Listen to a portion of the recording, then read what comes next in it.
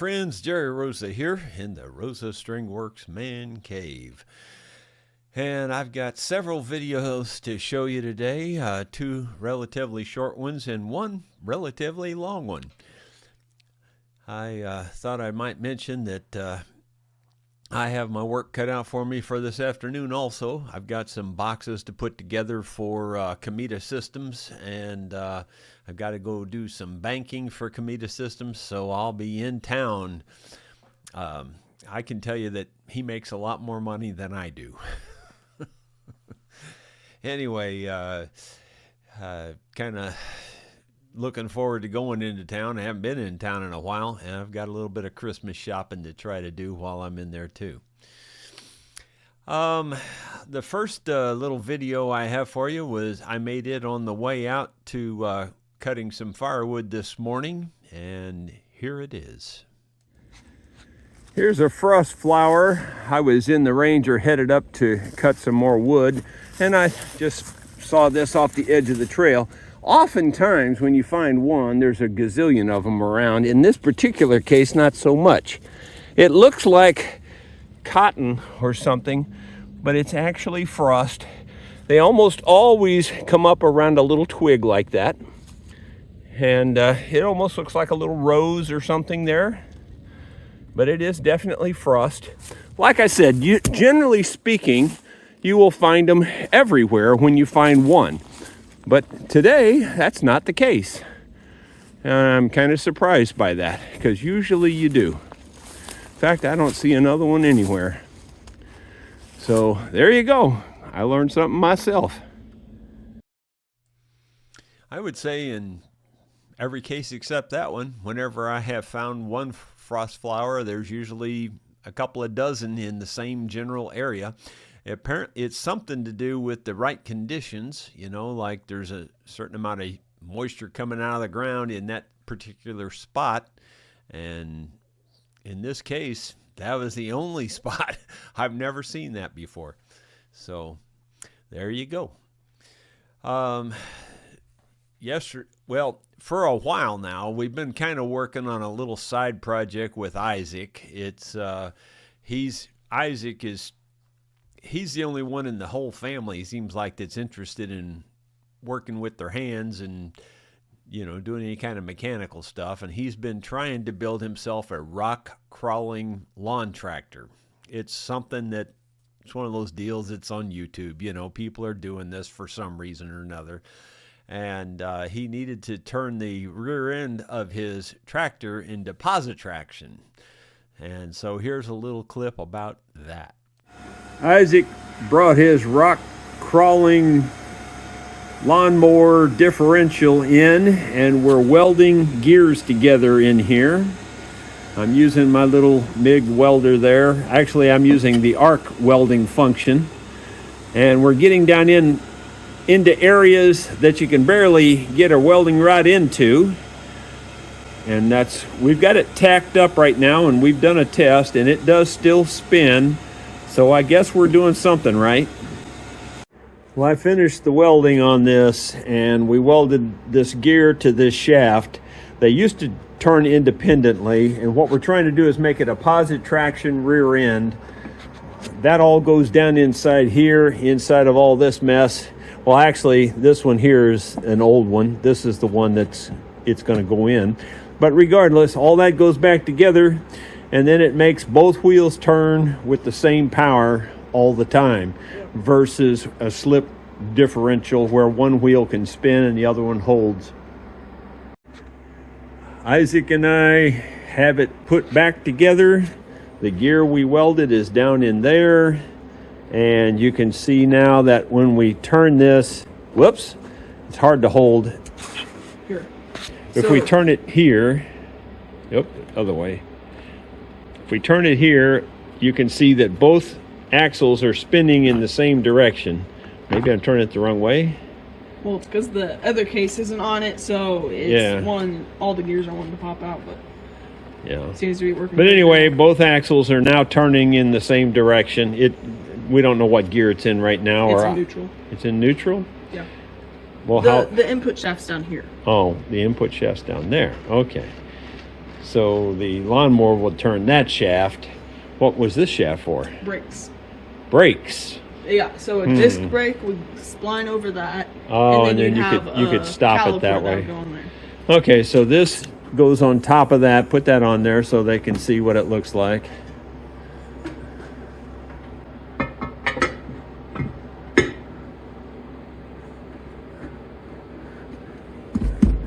And it still turns, huh? Well, of course, neutral. Yeah, so we can only turn this right now. But anyway, you can see that they're turning very slowly. It's very slow, but it's turning. Yeah, it's a very drastic gear. But anyway, it wouldn't do that. We tried this once before, and it wouldn't do that. But we didn't get that aligned perfectly like we thought we did. So these gear teeth have to be offset, like... Yeah, 100%. Yeah, 100% offset. They have to be, like, that tooth has to be at that notch. And we didn't quite have it that way the first time. It didn't get lined up in this box very well. But this time we did, and I think we were completely successful. Yep. Yeah, the first attempt, I didn't do any homework on it, and I didn't know, exactly what he was doing, really. And I just took his word for it, and they had it all crammed together in the case, but they didn't have it perfectly crammed together in the case, if that makes any sense. They didn't have it all the way seated down in the case. It was a little bit floating in there, and it wasn't, anyway, it just wasn't lined up perfectly. And so when we welded it the first time, well, then it locked everything up and it wouldn't work. Well, this time we took a lot of time and made sure we had it aligned perfectly, and then tacked it in place and then welded it up, and it seems to work fine. So now I think he can move on to his next step in his rock crawling lawn tractor. Yeah, it's nothing that I'd be interested in, but apparently it's something he's interested in, so it's good that he's doing something like that. Here's a little longer video. This is similar to cutting, well, it's the same thing as cutting firewood, the last video you saw, except that this one's a little different in that this tree is a man killer. Here you go. Well, I'll give you your bearings again where we're at. Back up there, 100 yards is that big red oak and the clearing and my tree stand and all that. That's where that first big red oak I cut up was, and all those big pieces, and that really good log that we're going to get to the sawmill later. Here's another blowdown, and just so you know, the last log that I showed cutting up was way down there. Maybe you can see a little white in between these two trees here. I don't know if the camera will focus on that or not. There it is. There's the white. That's part of that log. So we're right in the middle between those other two trees. This is yet another blowdown. It's leaning against that tree, which it looks to be an oak also. This is a little more dangerous to cut down. Leaners are always dangerous. So we're going to give it our best shot here and see what happens. I'll try to be as careful as I can.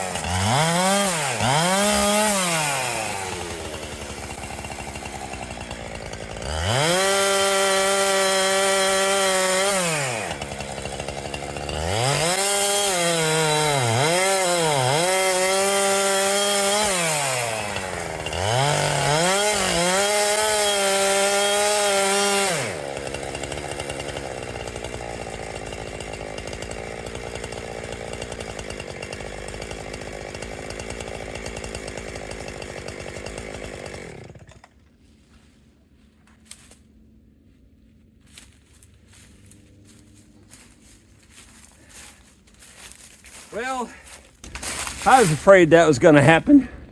It couldn't just do the right thing and fall. It had to hang again and again. And now I got my saw stuck.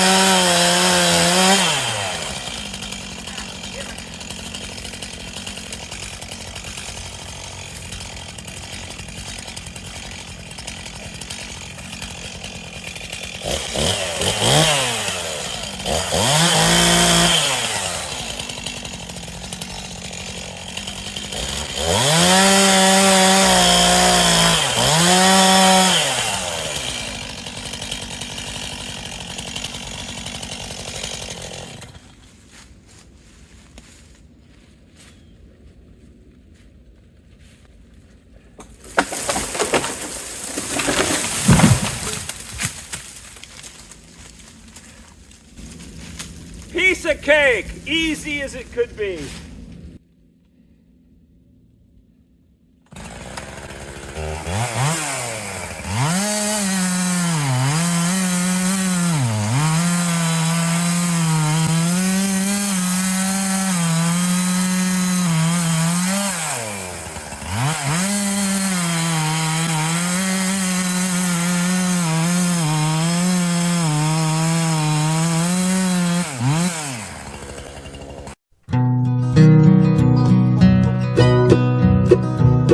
It's 5 o'clock and one more working day is finally at an end. I hurry from my job and start the car and fight the traffic once again. Heading down the interstate, my tension eases as the traffic thins. I leave my worries far behind and wonder what the in crowd might be doing. Farther down the road, a pretty woman's waiting with a drink for me. There's a lot of... Well, I cut all that with this chain I sharpened, and if you know anything about chains, you can tell that that's been sharpened multiple times, and that sharpener makes it cut like a brand new chain. That didn't even slow down through that wood. It just cut it like butter. 16 minutes from the time I turned the camera on. Okay, it's time to pick this mess up. I'll probably leave the biggest stuff that needs to be split and only take the stuff I can throw in the furnace right now till I get my skid steer back and get the splitter working.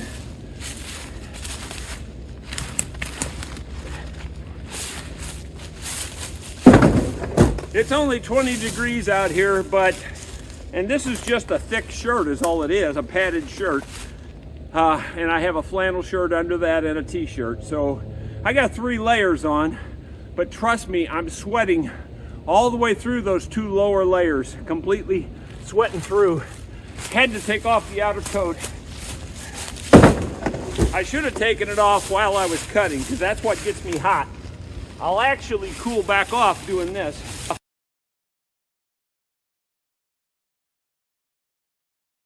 I know this looks like it would be harder work. I don't know why it isn't harder work. The cutting is the hard work for me. That's where I do all the sweating.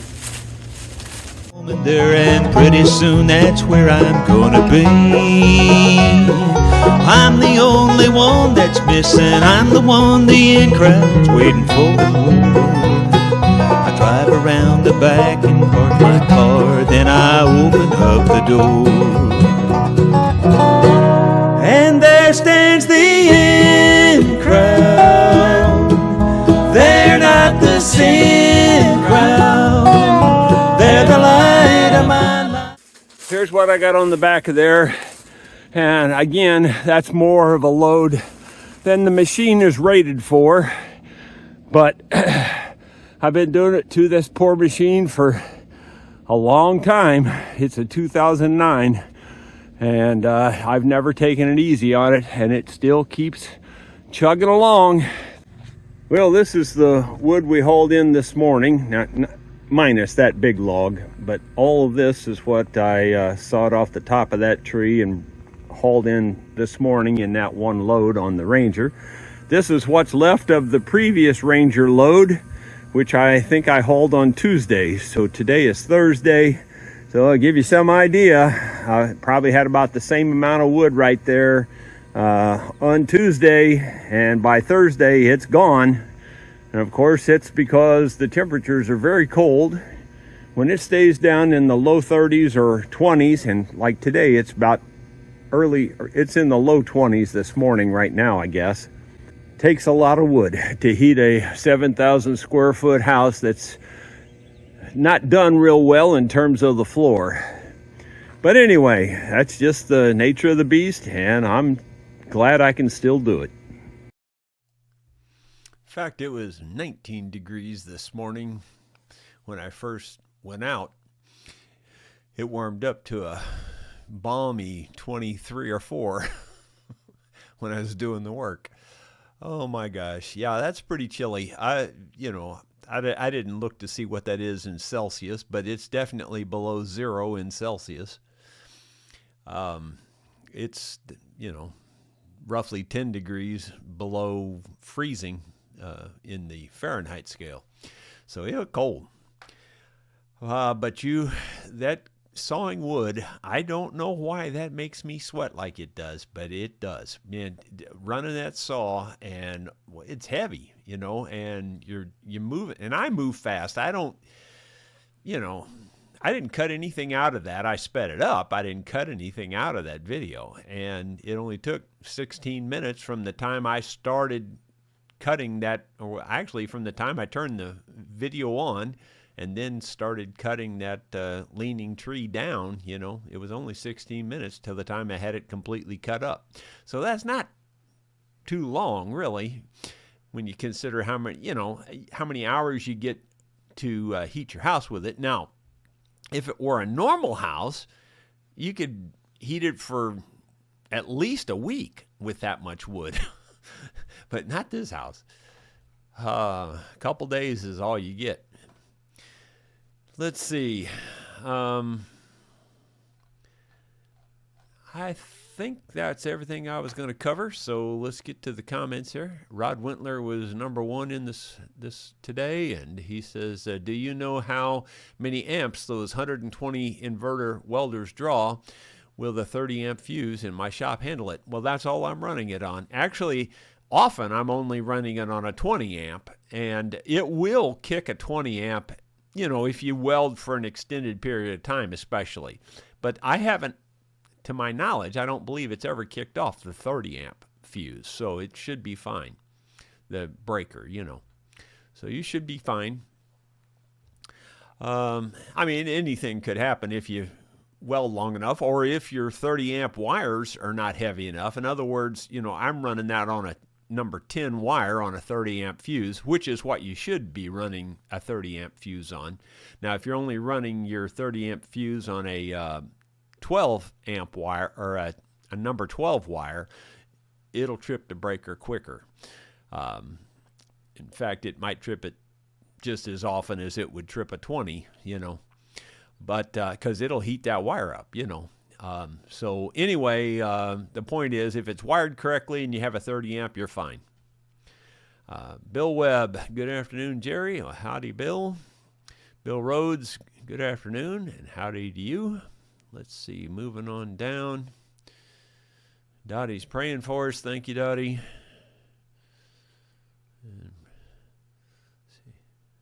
I may not be here tomorrow. I have a VA appointment. Hope to be back.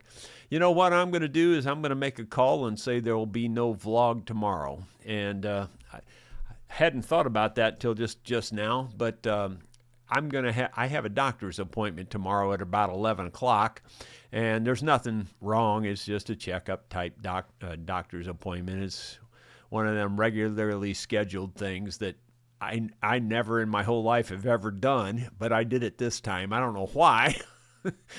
They wanted to schedule a regular checkup, a Medicare checkup, you know. And I said, well, I guess, whatever. It worked out perfectly because I needed another appointment because I needed to get one of my I'm only on a couple of medications. One of them is the meloxicam, and the other one is that losartan for high blood pressure. And I think I'm low on the losartan, and I think I was on my last refill, so it worked out perfectly. So anyway, I'll be at the doctor's appointment tomorrow, so there will be no vlog tomorrow, just so you know. Bruce Hines, good afternoon. Okay, let's see. I'm looking for question marks. I just start reading. Let's see. Bill Webb says, I gave erroneous information yesterday. The welder is at MacPow, not MacPow. Okay, yeah, that sounds right.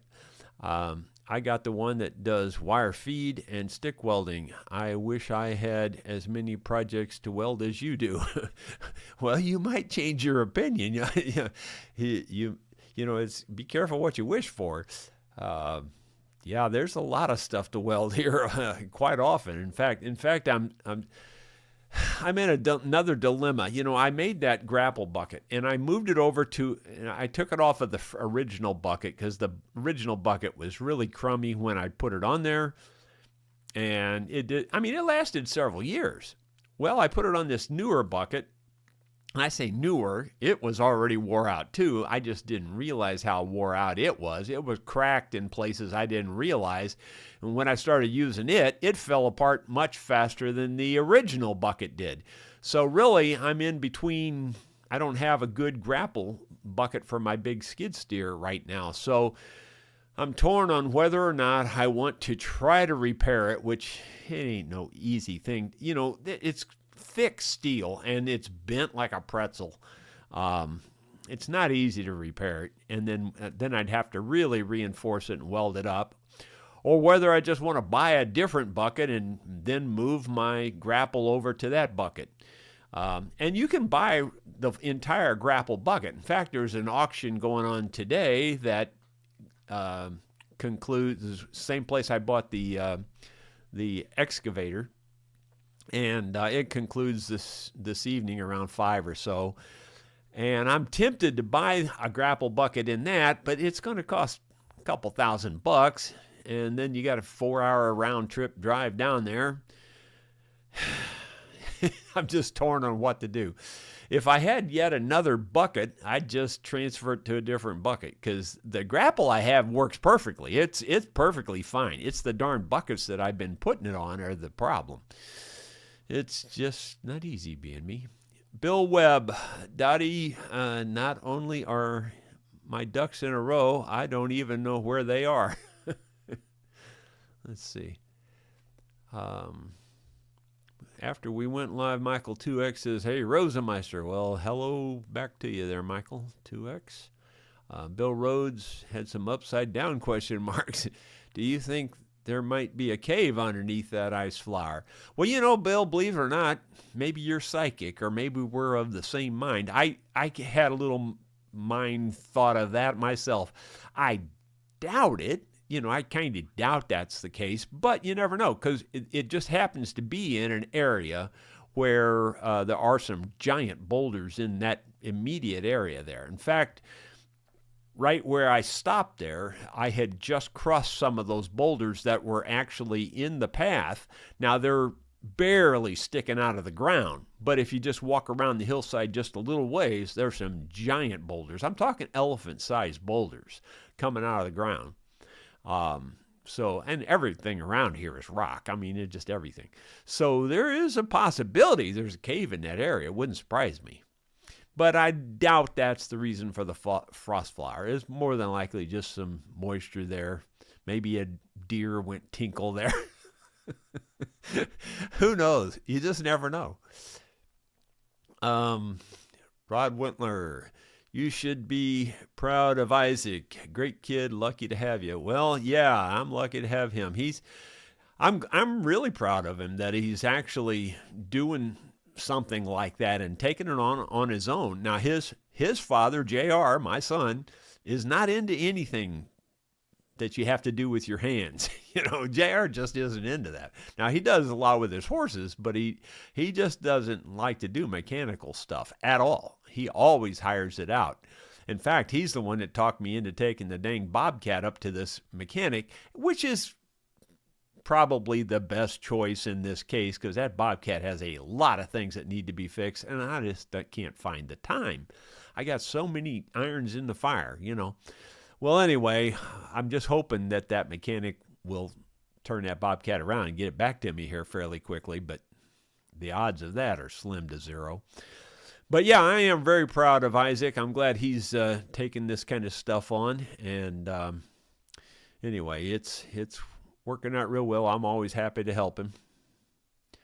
And Ronald Todd says, Isaac's comprehension of the mechanism there seems to be very good. I think he gets it. Keep up the good work, Grandpa. Well, thank you, Ronald. Yeah, I think he does get it. He gets it pretty well. He studies a lot of it on YouTube, believe it or not. I mean, he's watching lots of other guys do this on YouTube, so he kind of knows what he needs to do. And we didn't really do anything different this time than we did the first time. The only thing different was that we made sure it was locked into that case really well. Because, see, all of that alignment it's thousands of inches. And I didn't realize it was misaligned the first time. And it really was. I saw the problem the second time when I was going there. I was saying, this doesn't seem like this is down in the case very well. And sure enough, we wiggle it around and it dropped down in the case better. And that's probably what happened the first time. It wasn't down in the case fully when we welded it. But this time it was. Bill Mumbo, we used to race Austin Minis in the 80s and we welded the differential the same way. Didn't corner well. Yeah, that's what I was telling him. I said, you're going to have problems turning with this thing because both wheels are going to be pushing you. Yeah, but that is the case of a Positraction rear end. They both wheels are spinning at the same speed, so when you try to turn, it just pushes you, and it pushes you through the steering. Speaking of pushing you through your steering, that load that I had on the Ranger this morning coming from sawing that tree, I could barely steer that sucker at all. The front wheels were almost off the ground. Now, when I was going down that real steep hill that I told you about before, steering was fine then because it's putting that weight back down on the front end. So going downhill, it was perfectly fine. But whenever you were going up a slight grade, it was hard to steer that dude. That was a heavy load, a lot heavier than you believe it is. I guarantee you there was well over 1,000 pounds of wood in the back end of that thing. Red oak's heavy. It's real heavy, especially when I call it green. That tree was actually partially dead, but it's still green in the sense that it hasn't dried out, because until you cut it up into short pieces like that, or until you put it in a kiln, it's green. It's wet. There's a lot of moisture in the wood.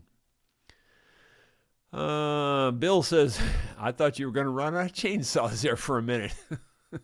Yeah, and he's laughing about that. And you're exactly right, Bill. I had the same thought. I was going, oh man, I got the second one stuck.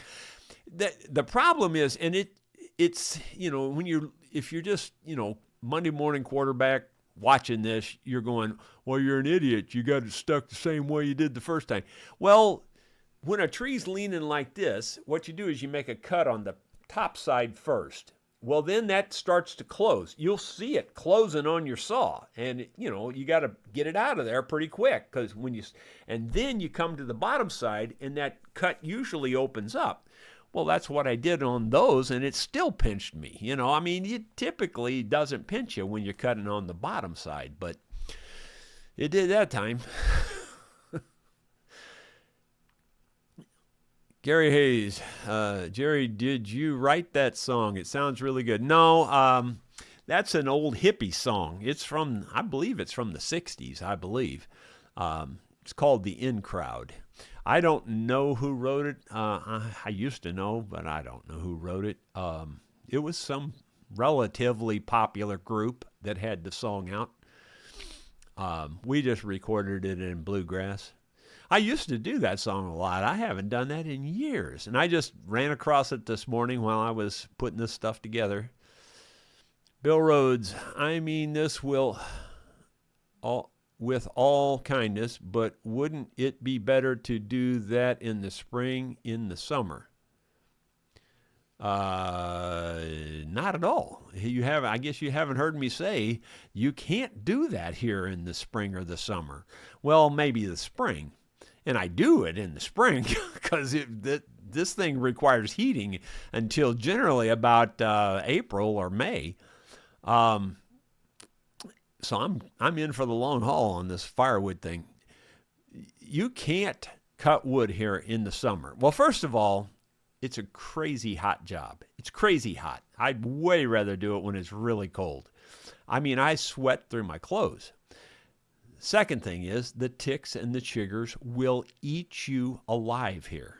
And I kid you not about that. You can't imagine how bad they are. If you were out there in those woods in the summertime, you will get hundreds of ticks. And, I've already had Rocky Mountain spotted fever. So is JR. I don't need anything else, But seriously, you can't do it here in the summertime. It'll kill you. And I don't want to. It's just too hot. And by the time I get through the winter, I'm done cutting firewood. Trust me. I'm not about to keep cutting it for next year. There's just no way. So it's just no way to catch up. Now, if I was in a normal-sized house with a normal-sized wood stove and all that, this would be a totally different thing. I could cut enough wood for the whole winter in about 1 day, maybe 2 days. But that's not the case with this house under these conditions. And like I said, I know I'm stupid for doing it this way. I know it, but I'm still doing it. So too bad, so sad. And then Bill goes on and says, Jerry, why you were maybe ask him about the gabapentin. Yeah. Okay. The doctor, I guess. Again, I've never even heard of that. Gabapentin. I'll try to remember. My memory on stuff like that's pretty slim. I'll try to take a note with me there and see if I can remember to ask him about it. Kim Williford, good afternoon, Jerry. Don't forget the play along vlog tonight. Boy, that's a good thing to remind me. I had planned on it all along, and then now all of a sudden, and I think I put a note in my phone. It's supposed to remind me here, so I should remember, but thanks for reminding me anyway, because I had completely forgot. I get so dang busy. Forgot it was even Thursday, even though I said Thursday a couple times already today. Rod Wentler, Jerry, what do you do if your welding rod sticks? Well, it's kind of like that chainsaw. You just got to unstick it. I mean, seriously, it's just like that. I know a lot of these professional welders, they think they can get around all that, but it pretty much happens to everybody.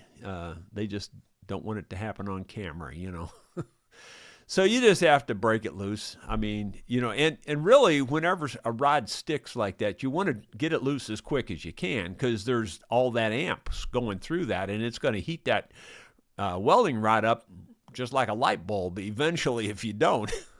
So you want to get it loose and get it broke loose as fast as you can. So I shake the electrode like that to break it loose, and I'll jerk it back, and sometimes the rod will come out of the electrode and stay stuck to the welding thing, and then after that, of course, you can just take your leather glove and break it off, and it'll be fine. But yeah, it's just something that happens. That's just something that happens when you're welding. It doesn't happen to me all that often when the conditions are good, but if you're in a real tight spot, like welding those gears, for instance, on that rear end, where you're sticking that rod down in there and you're trying to get it in a very precise spot, well, that's when it'll stick on you, is when you're trying to do something like that. Let's see. Bill Mumbo, Rod Wintler, Google Ohm's Law. You can work out the current draw of your welder. Yep. But I can pretty much tell you a 30 amp breaker, if it's wired correctly, you shouldn't have any problem with those welders. I really have never tripped a 30 amp breaker. I have tripped a 20, but only a few times, even on the 20. But like I said, you can take that welder, plug it in your living room, and weld in your living room if you want to. I mean, it'll only be a 20 amp breaker, and if you weld very long, you're going to burn it up. I mean, you're going to trip the breaker or burn up your carpet, one of the two. I'm just saying, you can pretty much plug it in anywhere. It doesn't take anything special to plug it in. But the 30 amp breaker is your best bet. Bill Rose says, Jerry, in reference to the ice flower again, depends on how the wind blows. Okay. Maybe so. I don't know. Seems to me that it's got more to do with the temperature and how much humidity is in the ground. And it almost always forms around one of those little twigs like I was showing you. If there's no twigs there, I don't know if it'll form or not. I think what it does is it starts collecting on that little twig, and then it just builds out from there. Kind of like an icicle type thing. And that would be the moisture coming out of the ground. William McCormick, 57 and sunny, north central Florida. Yep, you probably won't burn as much wood there as I do here. Bill Rhodes, maybe put a couple of good-sized log in the floor next to you. Okay. Oh, you mean when I'm, yeah, well, I have to put all the chainsaws and stuff up in the front of the cab when I'm hauling that wood. So I don't really have much room to put anything else up there. But I know what you're saying, to load the front end down. Let's see. Bill Rhodes, okay, Jerry, I get it. I understand. Dottie Hildebrandt, do you have electric baseboards? If so, get a color panel to run them. Electric baseboards. No, we don't have any electric baseboards here. Quite honestly, the electric in this house is maxed out. There's really no room to run anything else. Trust me, it's maxed out.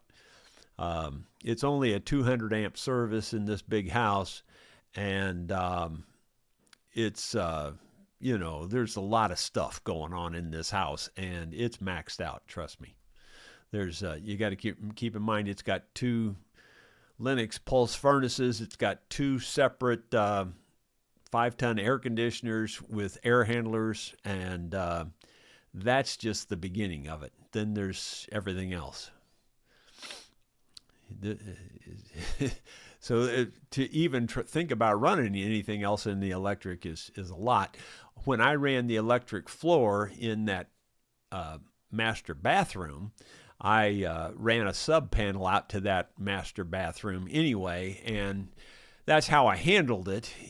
Even though still, I mean, if everything was on, it's for sure overloaded. There's no doubt. But there's really never a case where you have everything on.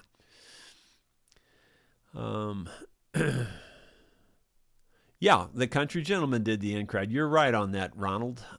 They sure did. I forgot that, but that's where we got it in Bluegrass. That's where it came from in Bluegrass. Bill Mumbo, can you do my bucket's got a hole in it? I don't think so. Garland Edmondson, it was 9 degrees this morning and snow, and working with a leaner, nerves will make you sweat, sometimes bullets. Yeah. Now, I know I don't want to sound cocky, but I'm not even nervous when I'm doing something like that. I've done it so many times. I'm not kidding you. I'm not exaggerating. I've done that hundreds of times. Not once or twice. I've done it hundreds of times. There's tons of leaners in the forest, just tons of them. And I've been doing this for pretty much my whole life, really. Even did it when I lived at home with my parents because they always used wood to heat with.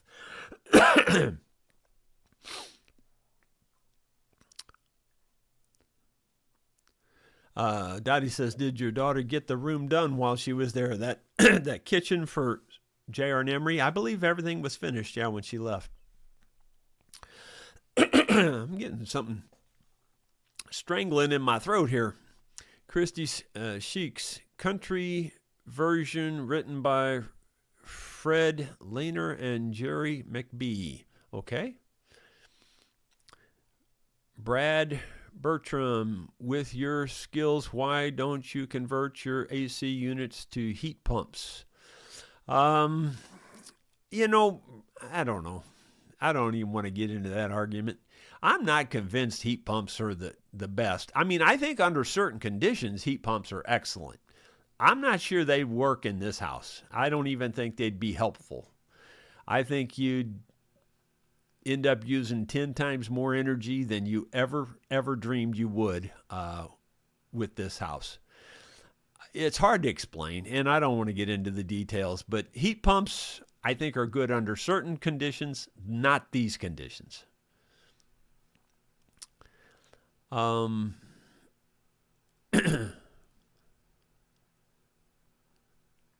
Okay. Christy says she was posting about a different version. Yeah, I kind of thought you might be, because it really was a hippie song originally, is where it came from. I don't know who did it, which hippie did it, but it was done in the 60s. I'm pretty positive of that. I'm not 100% sure of anything, but pretty positive. Dottie says, the room in your house. Well, Sue got her room addition, well, her remodeling and all that. She's pretty much got all that done. And Rochelle did help a little bit on that when she got here, but not very much, actually. She was working mostly on JR and Emery's kitchen. Yeah, Jeff Pure says heat pumps are fine in Florida. Well, certainly under conditions where you don't have to get you don't have to raise the temperature a lot, heat pumps are way better, for sure. Here, you do have to raise it a lot, and you're dealing with 7,000 square feet of concrete that has no thermal break. And I don't think a heat pump would even start to do this efficiently. I mean, it would do it, but it wouldn't do it efficiently compared to the way it would do most places. Like I said, when we put that electric floor in that bathroom, it more than doubled our total electric bill. Just that one little bathroom. And that's how cold that concrete floor is. It's hard to explain. You just wouldn't believe it unless you, like I said, you can cool this house. Now, normally maybe I'm speaking out of turn, but it seems to me like normally your AC is usually your higher electric bill, usually.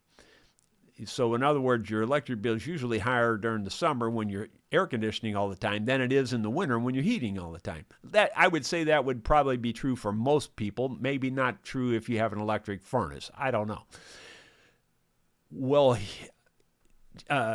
just that little tiny room made the electric bill double, just double. Right. And not that was terrible, because it was still only like a little over $300, but just imagine trying to do this whole house.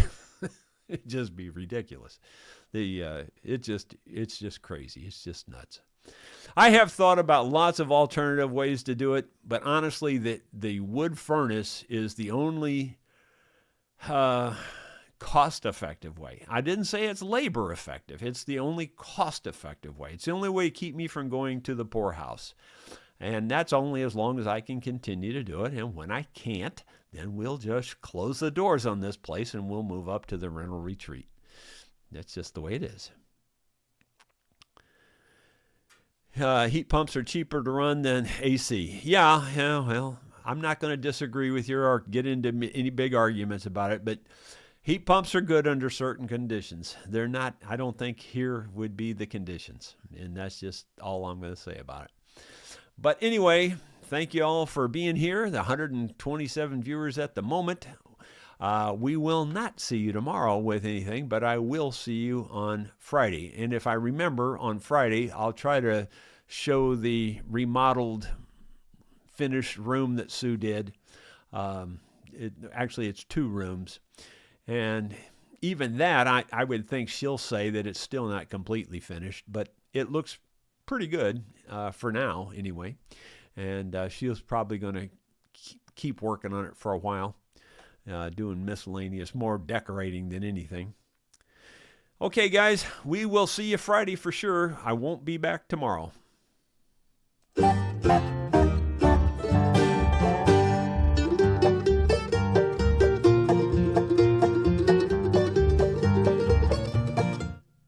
I said that really dumb, didn't I? Because tomorrow is Friday. I'll see you Monday. I'm an idiot. I can't help it. I'm just that way.